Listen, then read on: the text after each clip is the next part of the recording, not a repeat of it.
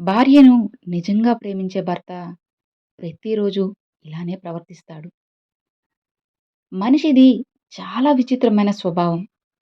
ఇసుకలో సౌధం చూస్తాడు, రాయిలో శిల్పం చూస్తారు, లోహంలో ఆభరణం చూస్తారు, ఆకులో ఔషధం చూస్తారు, అద్దంలో అందం చూస్తారు, వ్యసనంలో ఆనందం చూస్తారు. కానీ సాటి మనిషిలో మాత్రం మనిషిని అస్సలు చూడరు. ఎందుకు? ఎంత విచిత్రమో కదా! వృక్షాలు మాట్లాడవు, పక్షులు మాట్లాడవు, జంతువులు మాట్లాడవు, సూర్యుడు కూడా మాట్లాడడు. కానీ పరిపూర్ణంగా ప్రకృతి శక్తితో వాటి ధర్మాలు నిర్వర్తిస్తున్నాయి. మనిషి ఎక్కువగా మాట్లాడి ఏ ధర్మమూ నిర్వర్తించడం లేదు. ఏదైనా సాధించడానికి సాధన చేయాలి, వాదన కాదు. ఒక్కటి గుర్తుంచుకోండి, మనం ఎంత మంచిగా ఉన్నా సరే, ఎవరో ఒక కథలో మనం చెడ్డవాళ్ళమే. కాబట్టి ఇతరులకు నచ్చాలని నటిస్తూ బ్రతకడం కన్నా, మనకు నచ్చినట్లుగా బ్రతికేయడం చాలా మంచిది. ఇది మాత్రం రాసిపెట్టుకోండి. నేనెందుకు నిరంతరం శ్రమించాలి అని నీ హృదయం నిన్నడిగితే, ఇలా సమాధానం చెప్పండి. నిరంతరం శ్రమిస్తూ ఉంటేనే జీవం అంటారు. బద్ధకం, సోమరితనం చూపెడితే శవంతో పోలుస్తారు. నిజమే కదా! అసలు నీ మొదటి విజయం ఏంటో తెలుసా? నిన్ను నువ్వు ప్రేమించుకోవడం, నిన్ను నువ్వు గౌరవించుకోవడం, నిన్ను నువ్వు నమ్మడం. ఇవన్నీ నువ్వు చేస్తే జీవితంలో విజయం సాధించినట్లే. నీకున్న అందమైన రూపం కేవలం ఎదుటివారి కళ్ళను మాత్రమే దోచుకుంటుంది. కానీ అందమైన వ్యక్తిత్వం నీదైతే అది నీ చుట్టూ ఉన్నవారి మనసును కూడా దోచుకుంటుంది. అద్దం మన ముఖంలో మరకను చూపిస్తే మరకను తుడుచుకుంటామే గాని అద్దాన్ని పగలగొట్టం కదా! అలానే ఎవరైనా మనలో లోపాన్ని చూపిస్తే దాన్ని సరిదిద్దుకోవాలే తప్ప వారిపై కోపం చూపించకూడదు. మనం బాధలో ఉన్నాము అంటే గడిచిన కాలంలో బ్రతుకుతున్నామని అర్థం. అదే ఆతురతతో ఉన్నామంటే రేపటి గురించి ఆలోచిస్తున్నామని అర్థం. అదే ఆనందంగా ఉన్నాము అంటే ప్రతి క్షణం ఆస్వాదిస్తూ వర్తమానంలో ఉన్నామని అర్థం. నేను ఎందుకు ఓడిపోతున్నానని మనిషి అడిగిన ఒక్క ప్రశ్నకు కాలం చెప్పిన సమాధానం ఎండ, వాన, కాళరాత్రి, కఠినమైన పరిస్థితి ఏదైనా రాని నేను ఎప్పుడూ నడుస్తూనే ఉంటాను. అందుకే ఎప్పుడు నేను ఓడిపోను అని. నువ్వు కూడా నాతో నడిచి చూడు, ఎప్పటికీ ఓడిపోవు అని కాలం సమాధానమిస్తుంది. నువ్వు ప్రశాంతంగా జీవించాలి అంటే ఇతరుల్లో లోపాలు వెతకకుండా ఉంటే చాలు. కోపంగా మాట్లాడితే గుణాన్ని కోల్పోతారు. అధికంగా మాట్లాడితే ప్రశాంతతను కోల్పోతారు.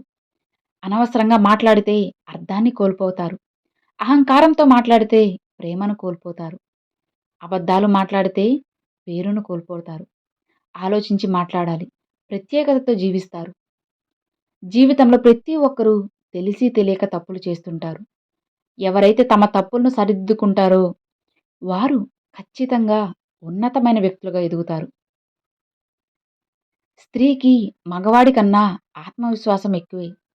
స్త్రీ భర్త మరణించినా ఆత్మవిశ్వాసంతో సుఖంగానే జీవిస్తుంది. అదే ఒక మగవాడు భార్య మరణిస్తే దిక్కులేనివాడు అవుతాడు. అందుకే భర్త కన్నా భార్య వయసులో తక్కువగా ఉండాలి అన్నారు మన పెద్దలు. ఒక మనిషి చచ్చిపోతే బాగున్ను అని ఎప్పుడు అనిపిస్తుందో తెలుసా? మా నాన్న మనకు దూరంగా ఉన్నా పనిగట్టుకుని వచ్చి మరీ మనసును నొప్పించే మాటలు విసిరి మనల్ని అవమానపరిచి కించపరిచినప్పుడు అందుకే అలా అనిపిస్తుంది. వీలైనంత వరకు ఎవ్వరిని కూడా అస్సలు బాధ పెట్టకండి. ఎవరి ఉసిరికి కూడా మీరు కారణం కావద్దు. నిజాయితీగా ఉండు, కానీ నిశ్శబ్దంగా ఉండిపోకు. మౌనంగా ఉండు కానీ మాట పడకు. విలువ లేని చోట అస్సలు నోరు విప్పకు. అవసరం ఉన్న చోట నీకోసం నువ్వు వాదించుకో. మన కోసం ఎప్పుడూ ఎవ్వరూ రారని నువ్వు గుర్తుంచుకోవాలి. జీవితంలో ప్రవర్తన ఎల్లప్పుడూ తెలివి కంటే గొప్పది. ఎందుకంటే కొన్ని పరిస్థితుల్లో మన తెలివితేటలు పనిచేయకపోవచ్చు. కానీ మన ప్రవర్తన పరిస్థితులను చక్కదిద్దుతుంది. మన నడవడిక చెబుతుంది కుటుంబం ఎలాంటిదో అని. మనం మాట్లాడే మాటలు చెబుతాయి స్వభావం ఎలాంటిదని. మనం చేసే వాదన చెబుతుంది జ్ఞానం ఎంత ఉందో అని. మనం చూపే చూపు చెబుతుంది మన ఉద్దేశం ఏంటి అని. డబ్బు సంపాదించమని చెబుతుంది. కాలం ఆగకుండా పరిగెత్తమని నీకు చెబుతుంది. లక్ష్యం మాత్రం కష్టమైనా చేరమని చెబుతుంది. నమ్మకం వీటన్నిటికీ కూడా నేనున్నానని భరోసానిస్తుంది. డబ్బు అనేది గజం స్థలం కోసం అన్నదమ్ములను విడదీస్తుంది. తులం బంగారం కోసం అక్కా చెల్లెలను విడదీస్తుంది. 3 అంగుళాల నోటు 6 అడుగుల మనిషిని అవలీలగా ఆటాడిస్తుంది. విలువ లేని మనుషుల దగ్గర ఒక రోజు ఉండే బదులు విలువ ఇచ్చే వారి దగ్గర ఒక్క క్షణం ఉన్నా చాలు. నీ ఆనందాన్ని పంచుకునే వారికంటే నీ బాధల్ని పంచుకునే వారికి నువ్వు ఎక్కువ విలువనివ్వాలి. ఒక నిజం ఒక్క క్షణం మాత్రమే బాధ పెడుతుంది. కానీ అబద్ధం జీవితాంతం నిన్ను బాధిస్తుందని తెలుసుకో. ఎప్పుడూ కూడా నువ్వు ఒక్క విషయాన్ని గుర్తుంచుకో. కొబ్బరి నీళ్లు తాగడం ఆరోగ్యానికి మంచిది అని ఏ హీరోలు కూడా యాడ్ ఇవ్వరు. ఎందుకంటే హీరోలకు కోట్ల రూపాయలు ఇచ్చేంత స్తోమత ఆ కొబ్బరి తోట రైతుకు ఉండదు కాబట్టి. కానీ ఆరోగ్యానికి హానికరమని తెలిసినా సరే కొన్ని కంపెనీలు కూల్ డ్రింక్స్ కోసం యాడ్ ఇస్తారు. ఎందుకో తెలుసా? ఆ కంపెనీ వాళ్ళు కోట్లు ఇస్తారు కాబట్టి. డబ్బు కోసం చేసే వృత్తి వాళ్ళది, మంచి చెడు తెలుసుకునే పని మనది. దేవుడు మనల్ని ఏం చేస్తాడులే అని నలుగురిని మోసం చేసి 10 కుటుంబాలను రోడ్డున పడేసి అడ్డదారిలో డబ్బుని సంపాదించి విర్రవీగేటప్పుడు నీకు తెలియదు. చేసిన పాపాలు పండి ఆస్పత్రిలో రోజులు లెక్కపెట్టేటప్పుడే గోడ మీద ఇలా రాసి ఉంటుంది. ఐసీయూ అని. అది ఒక్కసారి విన్నారా? నేను ఎప్పుడూ నిన్ను చూస్తూనే ఉన్నాను అని అర్థం. భగవంతుడు ప్రతి క్షణం మనల్ని గమనిస్తూ ఉంటాడని తెలుసుకోండి.